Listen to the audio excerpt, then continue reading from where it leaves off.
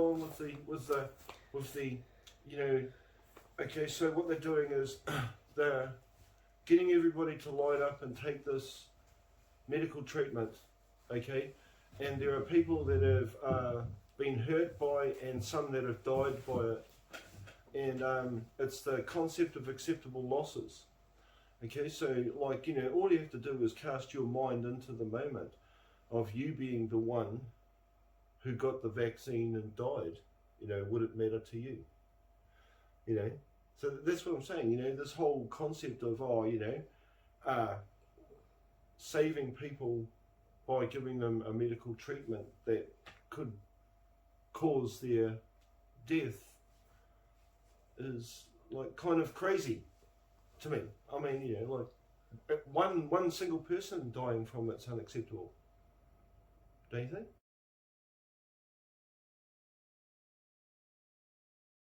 So there's a lot of people worried at the moment about that bill. Oh, the bill. Okay, so do you want to just introduce the bill, or? No, I'm not introducing the bill. Jacinda is. Okay, so it's her bill. But the thing is... Can you just describe what it is for the people who don't know, Pete? The thing is, it's about, you know, COVID. It's a bill that's going to allow people to... What? You tell me. Hang on, let me look it Go up. on, you read it. Yeah. You read it. We'll I'll look get it up. We'll get it straight from the horse's mouth. Thank you. Peter! Well, I'm not being mean. That's a saying. We go straight from the horse's mouth. So what is it? I'm going to Google it. What's it called?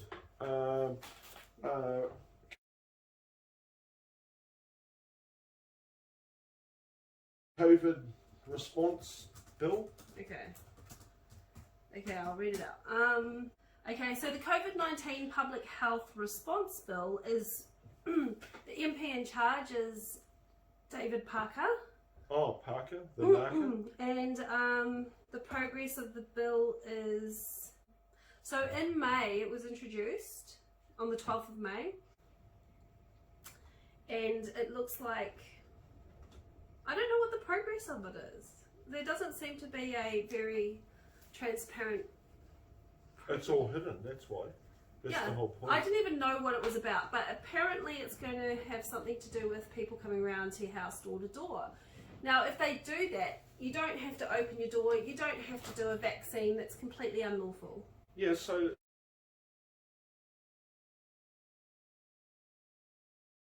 I don't think the COVID legislation allows them to break into your home if you're not there. Huh? Does it say, do you remember saying anywhere?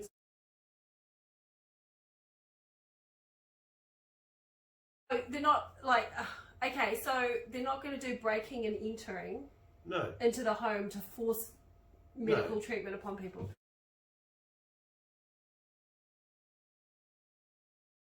So try not to panic, guys. If the bill does go ahead, it's not going to override the Bill of Rights Act.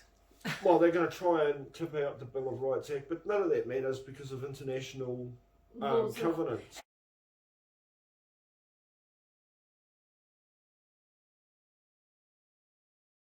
On our cards, we foresaw this happening, and we put the international conventions on the cards because we knew what was happening in the background, didn't we, Peter?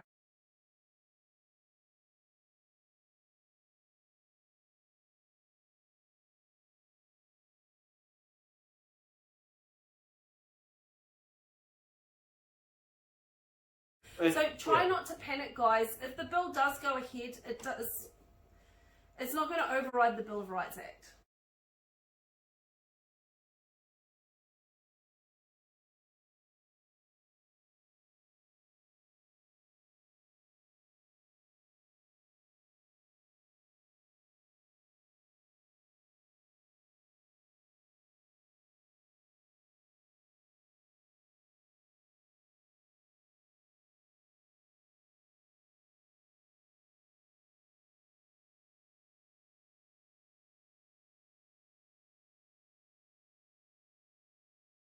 Oh, yeah, that's right, the postal service. But like anybody in Auckland, apparently the postal service is, you know, stockpiling your mail in Hamilton.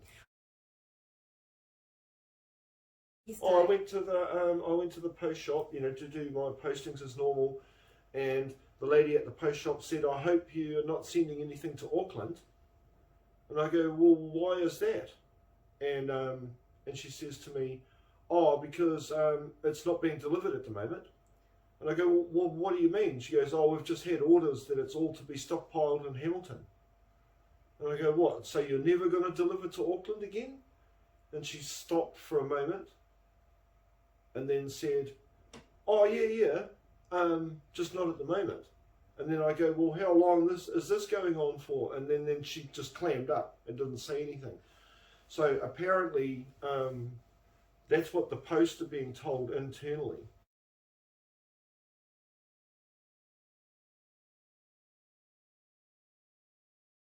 No, there's nothing. I'm just like a normal Joe, and it's not the shop I normally go to, so it's just like a post shop. And she was telling people that in the line, and I was the third person. Yeah. Yeah. Okay, so I'm going to put up on this video the news releases and press releases about the Auckland postal problem, because there was all last week, every day, a news release about that. So I'll pop those up at the end. And I've had heaps of messages from New Zealand Post, because I do so many send so many mail to be delivered. I get messages from them saying that there is 5 days delay for parcels, but 3 days as well on top of that for local delivery.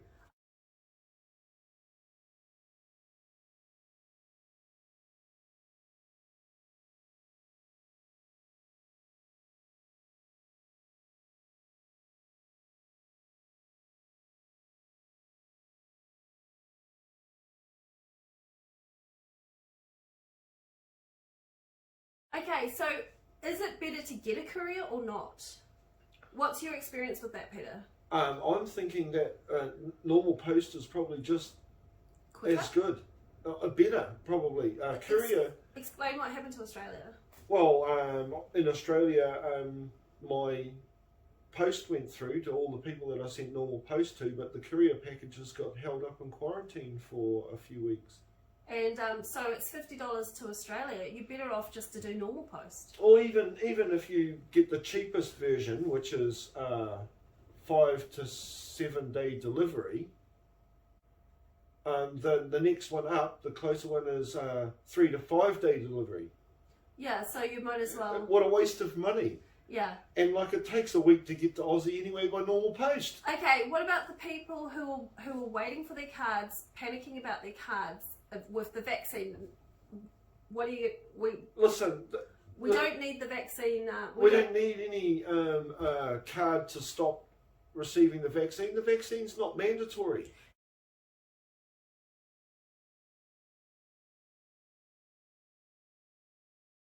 So if you don't have a card, don't panic. Just go to the Bill of Rights Act and print that out. Bill of Rights Act section 10.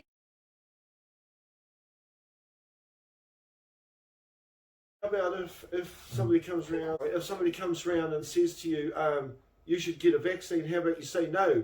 Or if somebody texts you and says, come in for your vaccine, ignore it. Or if somebody sends you a letter to your mailbox saying, come and get the vaccine, how about you throw it in the rubbish?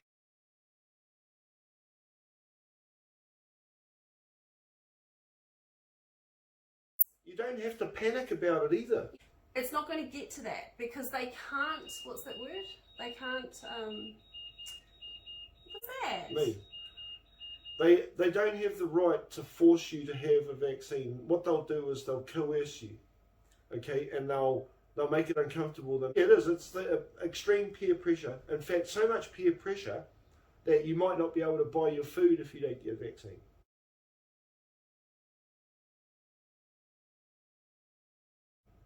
Okay, let's talk about food. So preparation is the key. Here's a bit of a concern. Apparently shops are going to be empty by Christmas. Yes.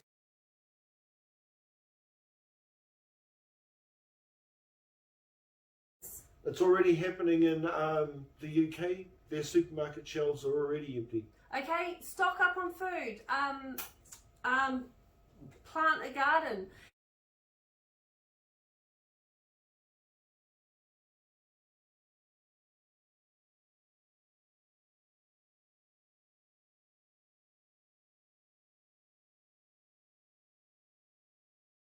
Okay, roadblocks, Peter. Who's responsible for the roadblocks? Oh, well, up north, it's iwi-led roadblocks. And the Harawettas. And when we were up in Waitangi, the Harawettas are all in on it. They're all in on this Well, COVID. they were running the COVID things. Just coming over. Okay, good shush. Kia ora everyone, we're just at Waitangi and at Te Te Marae, and the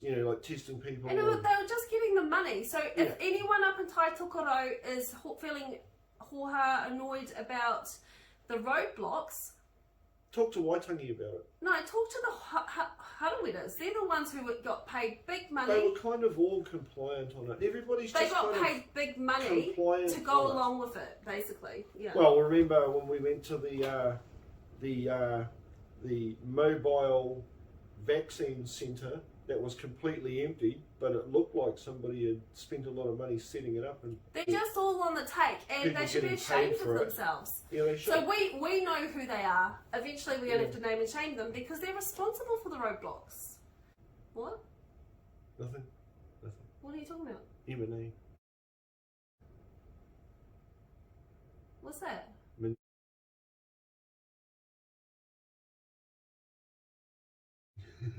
Oh. You'll have to edit that out. Yeah. Can you like not whisper? Oh, just what else do we want to talk about? Something meaningful. Prisons. All right, we've got to talk about our friend. All right, who's really not being afforded the basic human rights that are.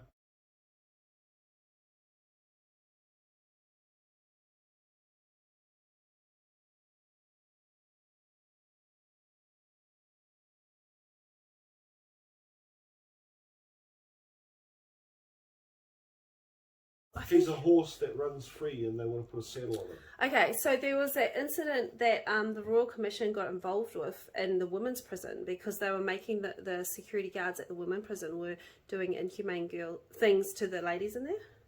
So we should probably do something about what's happening with our friend in the Christchurch prison. They haven't given him clothes. They said he had to pay $600 to apply to apply to the court for a hearing, and then he and I said to him, well, okay, if there's a $600 fee, because they're telling him, oh no, you can't take it to court without paying a $600 fee. So, all right, he goes, all right, I'll take it to court then, I'll pay the fee. And I said, well, if there's a fee, there must be a fee waiver, right? So he writes to the court and says, can I have a fee waiver? And the court write back and say, taking this matter to court is free. Underhanded. The court in Christchurch and the prison and that, they're actually, like they complain about us being unlawful. They're just as unlawful. Worse, way worse. We're not even unlawful. The community, not you and I, community at large, they complain about them. You put it into that perspective. So you've got a man in a cage, naked, and they're lying and saying he has to produce $600 to get out, which is a lie. Yeah, that prison should be shut down. It's not only that. The original crime that he's accused of committing was not handing over his rifles, but he handed them over. And they're just saying there's other rifles that he hasn't told them about. They're actually terrible.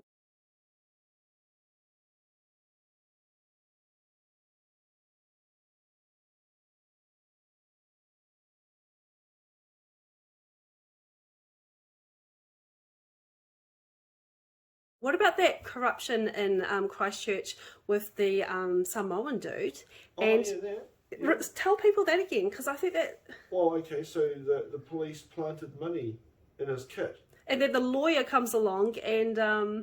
says to him that he can get the money back if he wants. Yeah, and he goes, no, it's not my money, give it back to whoever put it there.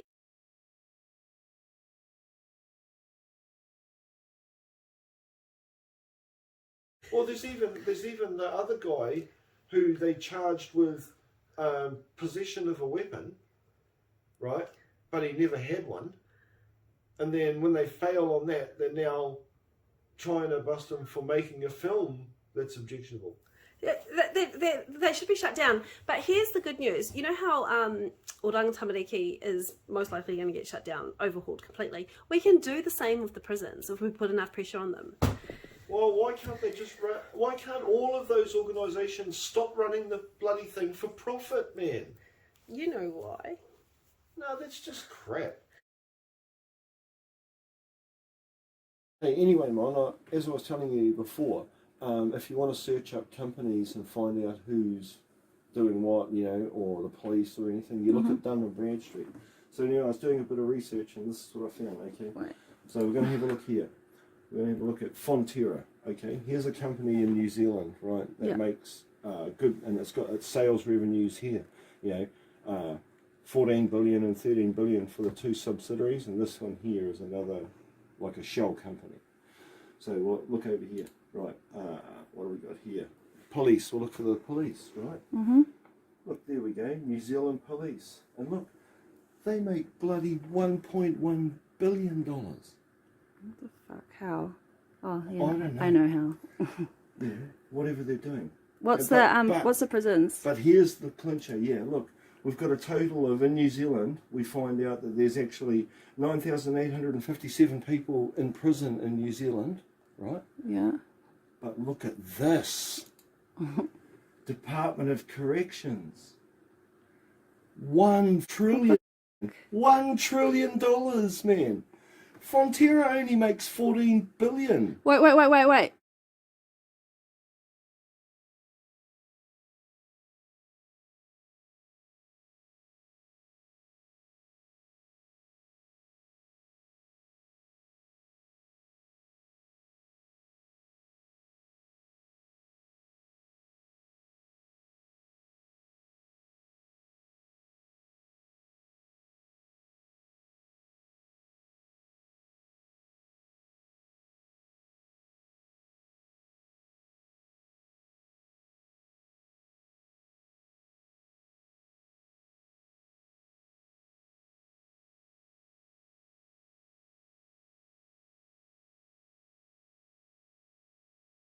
Well, no, it's just that... Didn't you come across someone and they said they were a police officer and...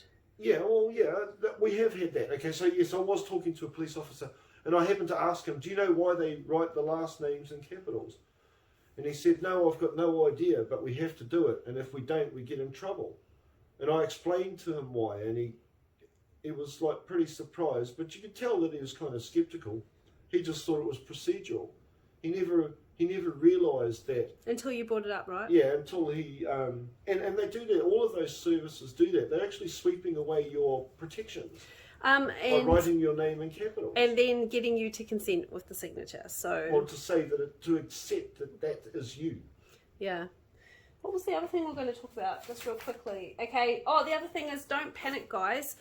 Definitely buy food. Yeah, so I'd say yes. All right, practical things to do. Right, rein in your fear, because that ain't going to help you anyway. All right, so firstly, get a little extra food and put it away, and make sure that you're kind of comfortable. You know, that you might have to survive without the supermarket for a little while. Start growing some plants. You know, these are the basic things. We all know what to do. And if you do that kind of thing and protect yourself that way, practically, you're going to feel a lot more comfortable.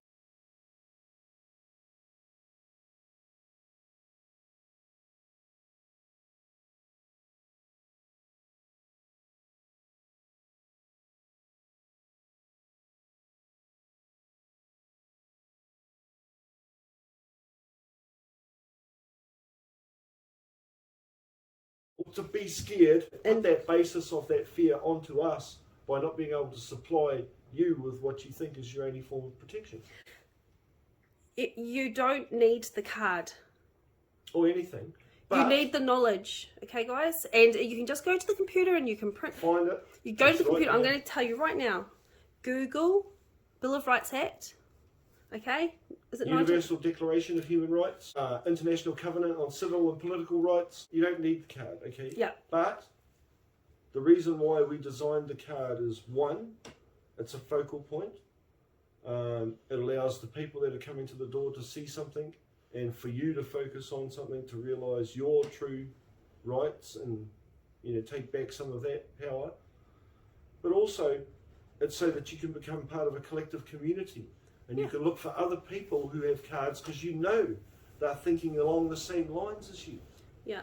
And if you can't afford a card, learn the information. That's just as good. Talk to your family. Go to Rangers, get the paperwork, print it out. And do whatever you have to. And if you go to the Hui's and you're talking to the Trust Board members, try and figure out who's signing off on these government deals, because the New Zealand government cannot operate without the consent of Māori. And so it's really a Māori cause. So they've caused this roadblock. Of course. I'm going to say the thing that governs all those trusts and all that land is Te Ture Whenua. Get them out.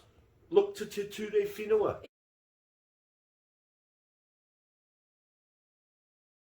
Edit so much of that out. I know. Whatever you want. Go. Hang on, does that even record? Did you? Oh, hey, Bobby. Yeah, it did.